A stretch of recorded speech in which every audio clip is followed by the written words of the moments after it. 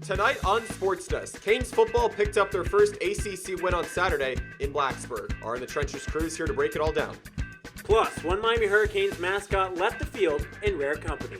Lead reporter Derryl Barnes has the story.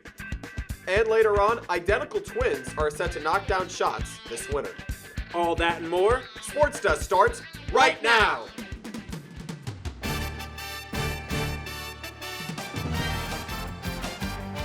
I'm Ed Reed, and you're watching SportsDesk.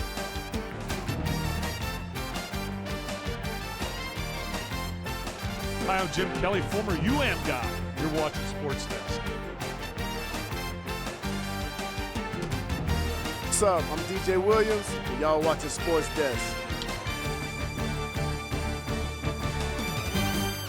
Hello and welcome to SportsDesk. I'm Wyatt Kopelman. And I'm Ember Kyle. Thank you for joining us. Wyatt, Mario Cristobal and Miami might have some hope for the rest of their first season, and there's even talk about a new stadium going up. Yeah, it'll be interesting to see how that really progresses, Embrick. But the Hurricanes traveled to a hostile environment on Saturday to take on Virginia Tech, and now they return home this Saturday to take on Duke.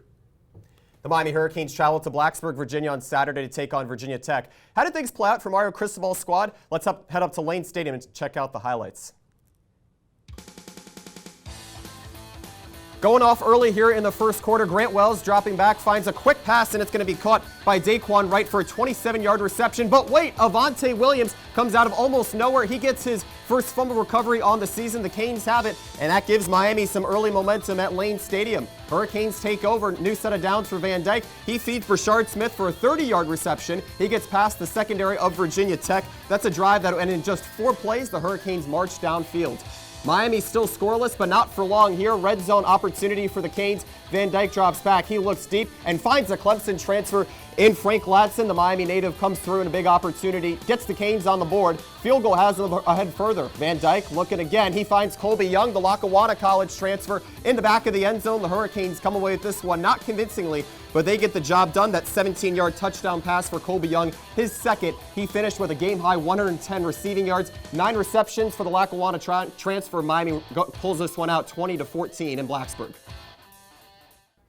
Canes football snapped their 3-game losing streak last weekend and picked up their first ACC win of the season. But will the Canes be able to gain some momentum? Our In the Trenches crew is live in studio with more. Guys? Hey, welcome to In the Trenches. I'm your host, Ethan Gany, alongside our analyst, Cal Friedman. And Cal, Canes finally get back into the win column. It's a 20-14 dub over the Virginia Tech Hokies, but are we ready to call them back? I'm not ready to say the Hurricanes are back just yet, but as Ember just mentioned, a big chance for Miami to break that 3-game losing streak. However, there were a lot of goods and bads in this game. The good, Miami had their best passing game of the season. The bad, it was also their worst rushing game. Another good, Miami shut out the Hokies for the first 3 quarters. Another serious bad, 17 penalties committed by this Hurricanes team. Overall, it's great for Miami to get back in the win column, but a lot of questions still have to be asked. Yeah, those 17 penalties, that equals 159 penalty yards. That's 52 more yards than they had rushing yards. So that's a problem, and Mario Cristobal addressed that this week. That aspect was not a positive, and that's lack of discipline, focus, technique, fundamentals, laziness, and just, again, I mentioned before, just a flat-out disregard for playing football the way it's supposed to be played. Cristobal acknowledges all the issues, but is this a quick fix? I think it's a quick fix. Last week, the Hurricanes defense had to be on the field for most of the second half. They were tired towards the end of that game. A couple quick fixes, and they'll be good for Duke. All right, so let's move over to the other big story in that game, because we had all those penalties, but we also had Colbie Young absolutely lighting it up on the field. I mean, this guy came out of nowhere. Yeah, nobody would have guessed that it'd be Colbie Young here at the start of ACC play to make these plays for the Hurricanes, but he's providing something that no receiver has. He's attacking teams vertically. Here on this play, Virginia Tech sent a cornerback. It opens up the middle of the field. How about this tight window throw by Tyler Van Dyke for 6? Yeah, you got to love how aggressive he is, going right at the defender. And Josh Gaddis loves his ability to attack teams vertically, but also mentions he's trying to get the route tree a little more up. This will help. Little corner route to the outside. He does a really nice job here with his sideline awareness, 6 the feet inbounds. Ethan, it's not who Miami would have expected to be making these plays at the start of ACC play, but he's providing a serious spark to this offense. Yeah, the Lackawanna transfer, he looks good. He made some Odell-like catches too last game. So Finally, did he do enough to make your final takes this week? Yes, he did. A big part of how Miami are going to have a chance to beat the Duke Blue Devils, who are 4-3. They've gotten off to a good start this season. Step one has to be to keep attacking these teams vertically. Frank Ladson Jr., Colbie Young, if they're able to open up the passing game the way they did at Virginia Tech, it'll go a long way for Miami. Secondly, they have to control the second level. Duke's linebackers control most of their defense. Miami's linebackers has to stop Duke's run. And finally, as we've mentioned, if the Hurricanes can limit the penalties, they should have a very good chance to win at Hard Rock Stadium. All right, thanks, Cal. That's all the time we have left on this week's edition of In the Trenches. Back to you guys. To most people, a football stadium is an expensive building that is only used on 7 Saturdays a year. But one UM Boosters plan has created controversy and angered residents. I got the chance to see why one Miami-Dade County park is at the center of a heated debate. For over 40 years, Tropical Park has given Miami-Dade County residents a place to enjoy the outdoors. But the 283-acre park is igniting a battle between the public and one ambitious businessman. Public parkland in general is really valuable to residents, communities, and our environment, and I just don't see why it's being considered for commercial development in this way. In August 2021, John Ruiz launched a campaign to build a football stadium in Coral Gables for the University of Miami, and he set his sights on Tropical Park. Multiple football fields, obviously one substantial stadium for about 65,000, seats.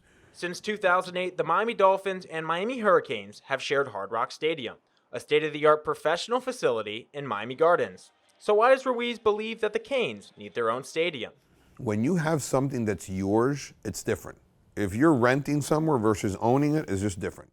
Javier Soto is the commissioner for District 10, which includes Tropical Park. We reached out to his office for an interview, but were given a written statement that says in part, Tropical Park is not a place for a football stadium for a university or college. It is a regional park serving all the people of Miami-Dade County, and we need to keep Tropical Park sacred. Ruiz isn't the first to suggest Tropical Park as a location for a stadium. In 1982, UM supported a plan to build a stadium at Tropical Park, but it was killed after the City Commission failed to include funding for the project in the county's budget. And while many fans are focused on a new stadium, UM Athletic Director Dan Radakovich says Miami has other priorities they must address. Our focus inside the institution right now is to create a football operations center which will take care of our student athletes. It's also a great recruiting tool and also an area for alumni to come back and gather. The Canes Athletic Department is also prioritizing an issue that has plagued them for years: student attendance. Well, I think that making it closer would certainly be a plus, no question. Students line up here at Stanford Circle to get on a bus to go to Hard Rock Stadium, but they face the third longest commute to home games amongst football Bowl Series teams. I drove to both locations to see how long it took to get to from campus. The 21.1-mile drive to Hard Rock Stadium took 52 minutes. While the 4-mile drive to Tropical Park took only 18. Not only are you spending 3 hours at the game itself, you're spending an hour there, an hour back. That's 5 hours of your day. Miami's lease with Hard Rock runs through 2033, and Ruiz's stadium plans face an uphill battle to force a countywide referendum vote. 7 of the 13 commissioners must agree to put it on the ballot. But with 6 of them up for re-election this November, the fate of Tropical Park Stadium is far from decided. Reporting for UMTV, I'm Ember Kiles. Coming up on Sports Desk, one former Canes volleyball outside blocker has turned a few bumps on the court into a book and mental health podcast, Off the Court. We'll have more when we return. Don't go anywhere.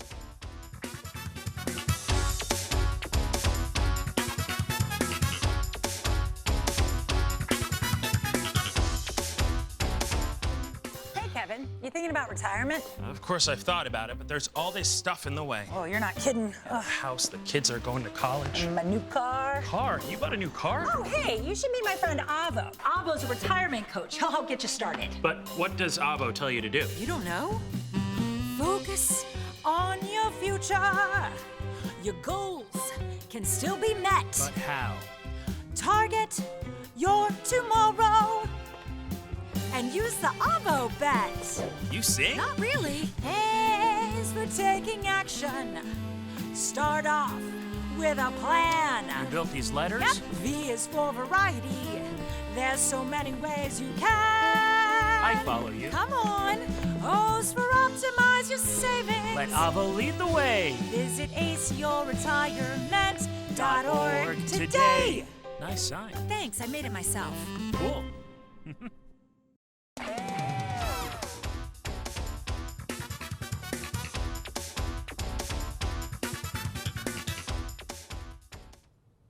Sebastian the Ibis is one of the most recognizable mascots in college sports. But who are the people behind the mascot? Lead reporter Derryl Barnes unmasks them and breaks down how the bird came to be. University of Miami Athletics is home to decades of legacy and history, but what's a college team without a signature mascot? At the U, Sebastian the Ibis runs the show, and I spoke to several Sebastians, old and new, to learn more about the mascot's history. Here's the first of a two-part series called More Than a Mascot.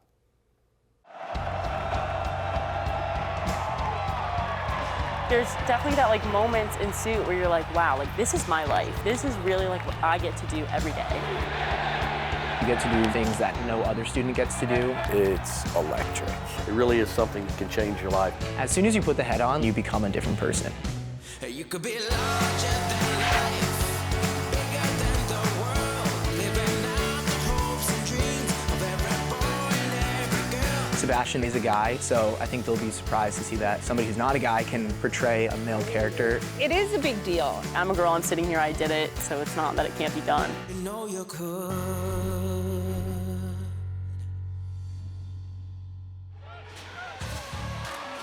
The Miami Hurricanes football team is recognized across the country, and anyone who spent time at the University of Miami knows the most famous Canes fan, Sebastian the Ibis.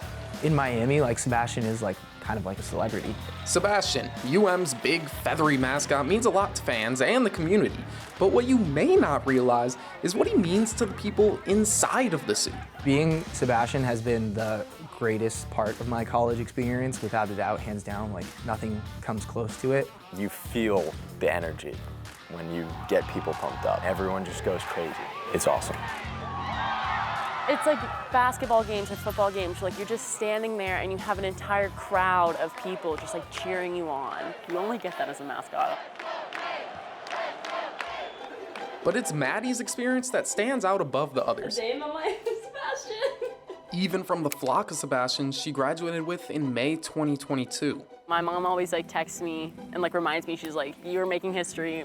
That's because her journey into becoming Sebastian marked the first time in more than 40 years that a woman put on the iconic Miami mascot suit. But to understand what makes Maddie unique, we have to go back to the beginning, when Sebastian was just a hatchling. You see, Sebastian isn't Miami's original mascot. Rewind to the 1940s. Back then, the mascot was Hurricane 1, a 65-pound boxer. But in 1958, UM ditched the dog, and an ibis flew onto the scene. The original ibis mascot was created by a student named John Stormont. They called the bird Icky, but that didn't last. Students voted to rename the bird after the dorm Stormont lived in, San Sebastian Hall. So he became Sebastian the Ibis. For years, being Sebastian wasn't a secret society of mascots. Instead, it was a club on campus that any UM student could join. Sindra Sasso was one of those students in the late 70s. It was no secret back then. There was no tryouts. You just went out. That was it. Your tryout was put the costume on and go do it. We had females, we had males. We were pretty equal. It wasn't a big deal. We did it because we loved it. Not long after Sindra graduated, the group of students willing to be Sebastian shrunk. That was when the Miami Athletic Department took the mascot program under its wing, making it more formal and hiring John Ruth, a professional mascot. I was brought down, hired to be the maniac first. In the early 80s, legendary Canes baseball coach Ron Frazier wanted a mascot specifically for his team called the Miami Maniac. Ruth was hired to bring that character to life.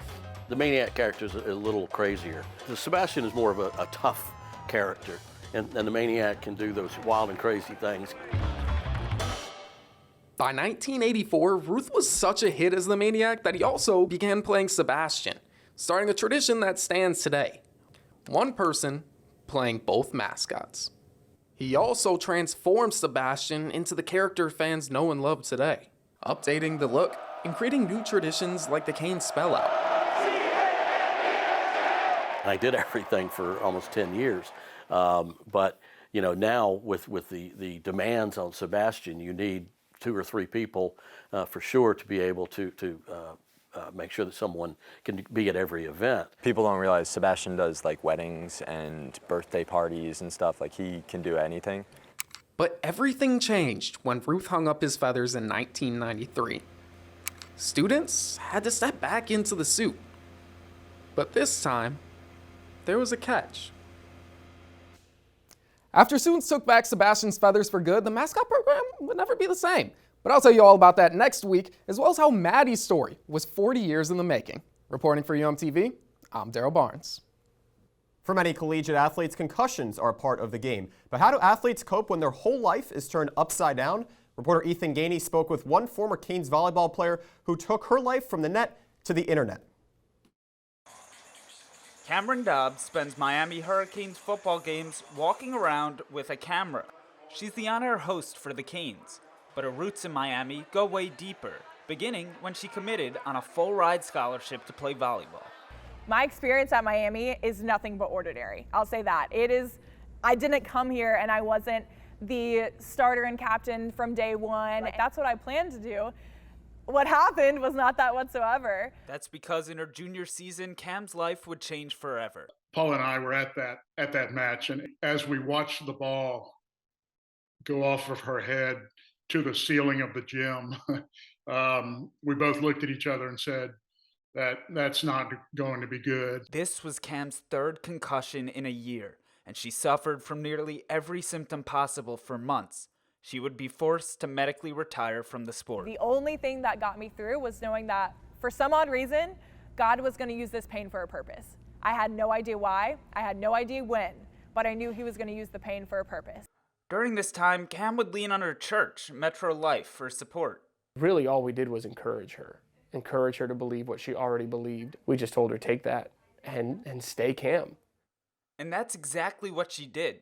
She began putting out a self-help podcast called Play Where Your Feet Are, and has a book by the same title coming out this fall. So Playing Where Your Feet Are is all about doing your best and being your best no matter what, no matter where. And it's living a life full of living amidst any and all circumstances. She played where her feet were her senior season by transitioning to a coaching role.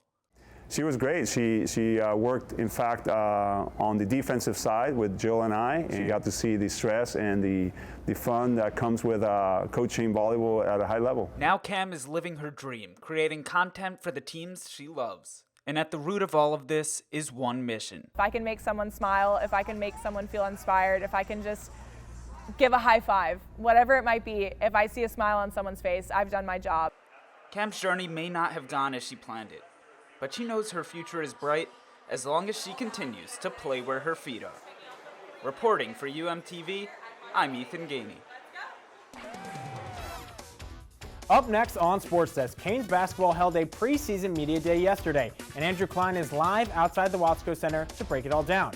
But first, it is time for some trivia. For the 2nd straight year, Canes men's hoops is ranked in the top 5 of the ACC preseason poll. But when was the first time that happened? Is it A, 2005, B, 2006, C, 2008, or D, 2012? The answer when we return.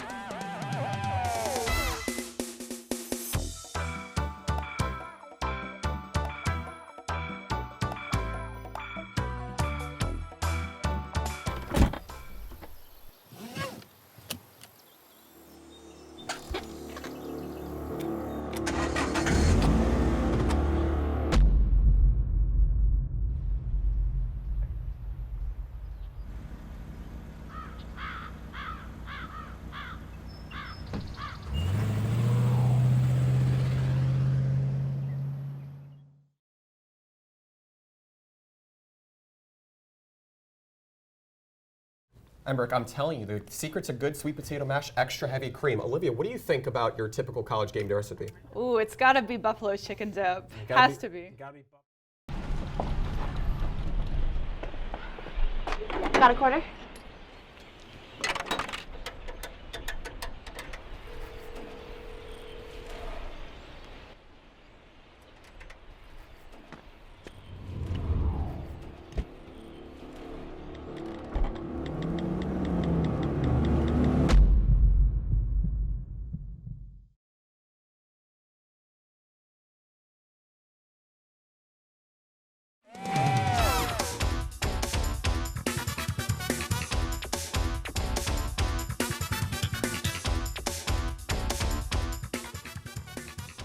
Welcome back. If you guessed C, you were correct. Miami was picked 5th to finish in the ACC preseason poll in 2008.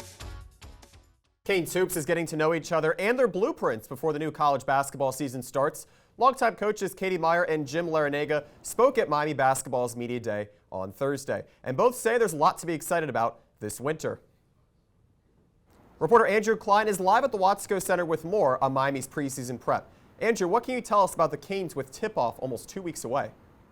The Hurricanes men's and women's basketball teams both have a lot to look forward to in this upcoming season. First off, on the men's side, Jim Larinaga said that his team has not one, but 2 really good point guards, one being Bensley Joseph, the other being Nigel Pack. He said Joseph is a great defender and a really good rebounder at the point guard spot, and he also said that Pack is a really good three-point shooter. The Hurricanes shot 35% as a team from three-point range last year, tied for 7th in the ACC, so they're looking to build off that and that Elite 8 run that the team went on for the first time in program history this past March. Then on the other side, the women's side, Katie Meyer said her team still has a few things to work out, but it's October, her favorite month of the season, and right now is the time for them to make mistakes. She said the turnover issue from last year is carried over into this season, but now is the time for the Hurricanes to make mistakes. They've got a lot of new faces in that locker room, so she's going to have some trouble with rotations, and our very own Brandi Troup sat down with 2 of those new faces on this week's edition of Athlete of the Week.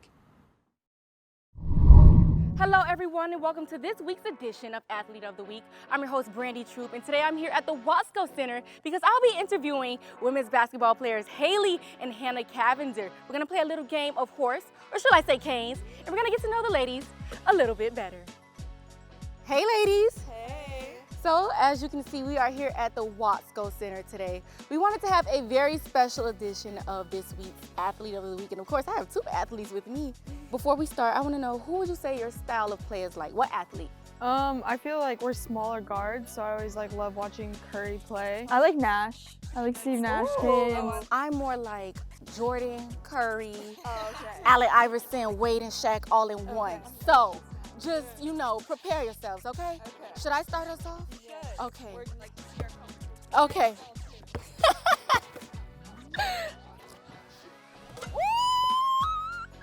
Don't sleep on me now.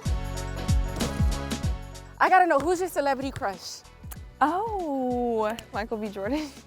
Parker McCollum. Oh, okay. He's bae. Have you all ever switched places, like to trick your friends or your teachers? We just try to like switch our friends, but it didn't work. We have different personalities.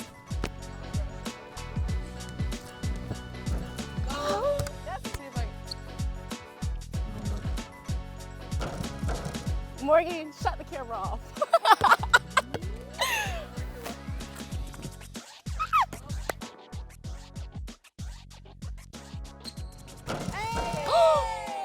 Oh my gosh. I'm not next, right?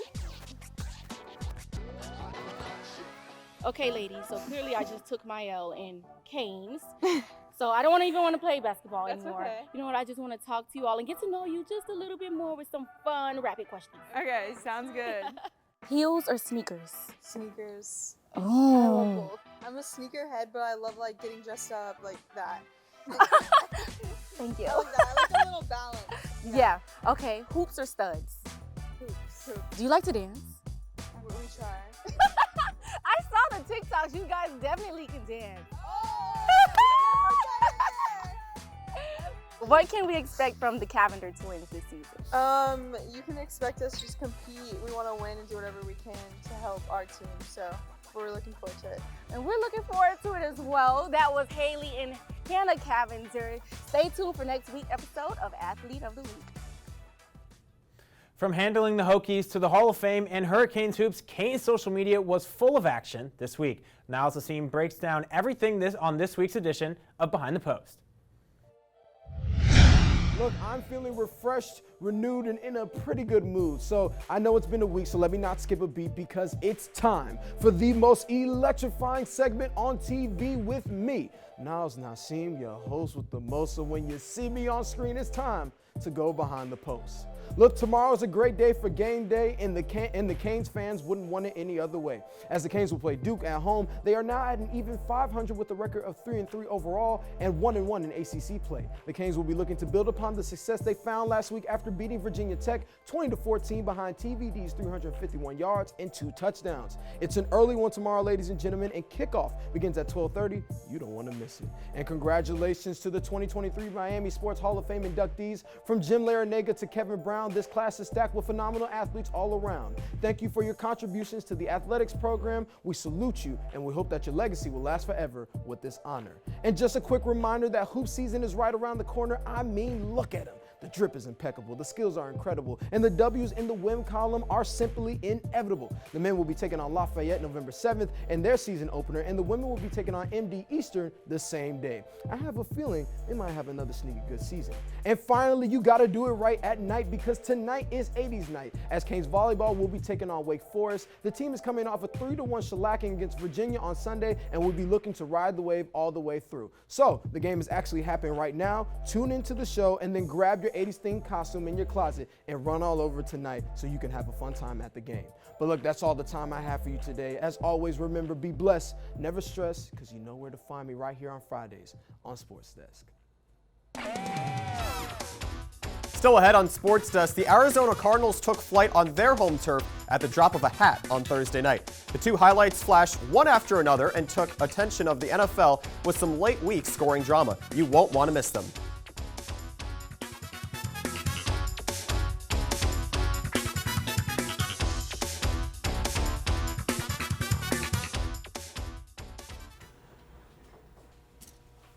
Get it. Get it. Get it. Get it. Get it. Get it.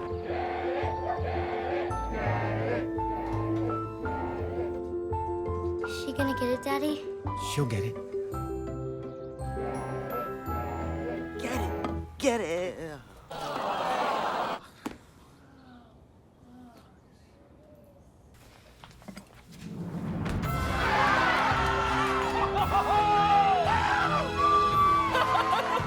When you bring home a Goodwill find, you give your whole town a reason to celebrate, because you're also funding local job training and placement programs in tech, healthcare, and more. Goodwill. Bring good home.